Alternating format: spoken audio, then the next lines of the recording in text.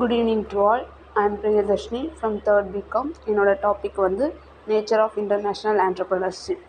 இப்போ வந்து meaning of international ஆண்டர்ப்ரனர்ஷிப்பில் வந்து இன்டர்நேஷ்னல் ஆண்டர்ப்ரனர்னா என்ன? இன்டர்நேஷ்னல் ஆண்டர்ப்ரனர்ஷிப் அப்படிங்கிறது வந்து நம்மளோட நேஷன், நம்மளோட ஸ்டேட், நம்மளோட கண்ட்ரியை விட்டு அதர் கண்ட்ரியோட சேர்ந்து பிஸ்னஸ் பண்ணுறது தான் வந்து நம்ம இன்டர்நேஷ்னல் ஆண்டர்ப்ரனர்ஷிப் அப்படின்னு சொல்லுவோம்.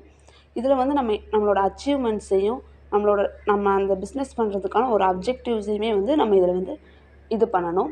அதுக்கப்புறம் வந்து nature of entrepreneurship, international entrepreneurship அப்படின்னா என்ன அப்படின்னா, ஃபர்ஸ்ட்டு நம்ம என்ன பிஸ்னஸ் பண்ண போகிறோம், அதோட ப்ராசஸ் என்ன அப்படிங்கிறத நம்ம ரெஃபர் பண்ணணும். அப்புறம் அதை வந்து ஐடென்டிஃபை பண்ணி டெவலப் பண்ணணும். ஒவ்வொரு பிஸ்னஸ் ஆப்பர்ச்சுனிட்டியுமே வந்து இன்டர்நேஷ்னல் மார்க்கெட்ஸில் வந்து நம்ம டெவலப் பண்ணணும். தென் இன்னொரு பாயிண்ட் வந்து கிராஸ் பார்டர்ஸ். அதோட அந்த பார்டர் நம்ம கிராஸ் பண்ணும்போது அது ஆக்டிவிட்டீஸாக இருக்கட்டும், எக்ஸ்போர்ட் இம்போர்ட்டாக இருக்கட்டும், எல்லாத்தையுமே வந்து நம்ம ஃபாரின் டைரக்ட் இன்வெஸ்ட்மெண்ட்டாக இருக்கட்டும், எல்லாத்தையுமே வந்து நம்ம அதில் வந்து கரெக்டாக வந்து நம்ம இன்வெஸ்ட் பண்ணணும். அப்புறம் குளோபல் ஆப்பர்ச்சுனிட்டி ரெகனைசேஷன். இதில் என்ன அப்படின்னா, என்டர்ப்ரனர்ஸ் வந்து நம்ம வந்து இன்டர்நேஷ்னல் லெவலில் பண்ணும்போது அங்கே இருக்கிற ஃபாரின் மார்க்கெட்ஸுக்கும் டொமஸ்டிக் மார்க்கெட்ஸுக்கும் நிறைய வித்தியாசம் இருக்கும். எக்கனாமிக்கல் லெவலாக இருக்கட்டும், கல்ச்சுரல்ஸாக இருக்கட்டும், லீகல் ஃபேக்டர்ஸாக இருக்கட்டும், எல்லாத்துக்குமே வந்து அங்கே டொமஸ்டிக் மார்க்கெட்டுக்கும் இன்டர்நேஷ்னல் மார்க்கெட்டுக்குமே வந்து வித்தியாசம் நிறையா இருக்கும். அப்புறம் இதில் ரிஸ்க் அண்ட் அன்சர்டினிட்டி வந்து ரிஸ்க் வந்து இதில் நிறையவே இருக்கும். நம்மளோட டொமஸ்டிக் மார்க்கெட்டை கம்பேர் பண்ணும்போது இன்டர்நேஷ்னல் மார்க்கெட்டில் ரிஸ்க் கொஞ்சம் ஜாஸ்தியாகவே இருக்கும். அதில் அந்த ரிஸ்க், அந்த பொலிட்டிக்கல் ரிஸ்க்காக இருக்கட்டும், நம்மளோட இங்கே இருக்கிற மார்க்கெட்டுக்குமே அங்கே இருக்கிற மார்க்கெட்டுக்குமே வந்து நிறைய வித்தியாசம் இருக்குது. நம்ம குட்ஸை எக்ஸ்சேஞ்ச் பண்ணும்போது நிறைய ரிஸ்க் வரலாம்.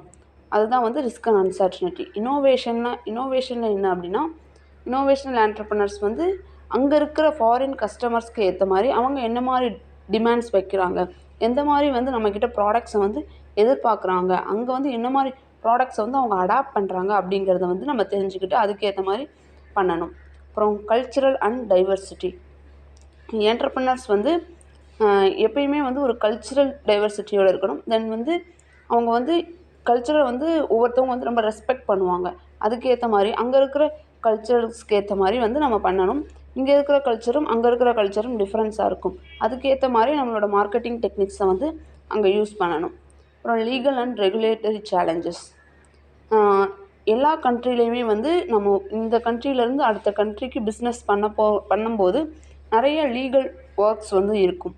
டாக்ஸேஷனாக இருக்கட்டும், வணிக சம்மந்தமாக இருக்கட்டும், ஒரு இம்போர்ட் எக்ஸ்போர்ட்டாக இருக்கட்டும், எல்லாத்துலேயுமே வந்து நம்ம வந்து எல்லாமே வந்து நம்ம கரெக்டாக வச்சுருக்கணும்.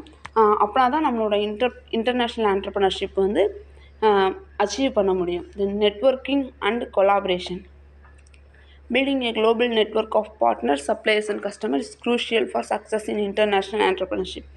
நம்ம நெட்வொர்க்கிங் கொலாபரேஷன் நம்மளுக்குன்னு வந்து அந்த இன்டர்நேஷ்னல் ஆண்டர்ப்ரனர்ஷிப்பில் வந்து ஒரு சப்ளையர்ஸ், ஒரு கஸ்டமர்ஸ் எல்லாத்தையுமே வந்து நம்ம ஒரு சக்ஸஸ்ஃபுல்லாக இருந்தால் மட்டும்தான் நம்மளால் ஒரு இன்டர்நேஷ்னல் ஆண்டர்ப்ரனர்ஷிப்பாக இருக்க முடியும். தேங்க்யூ.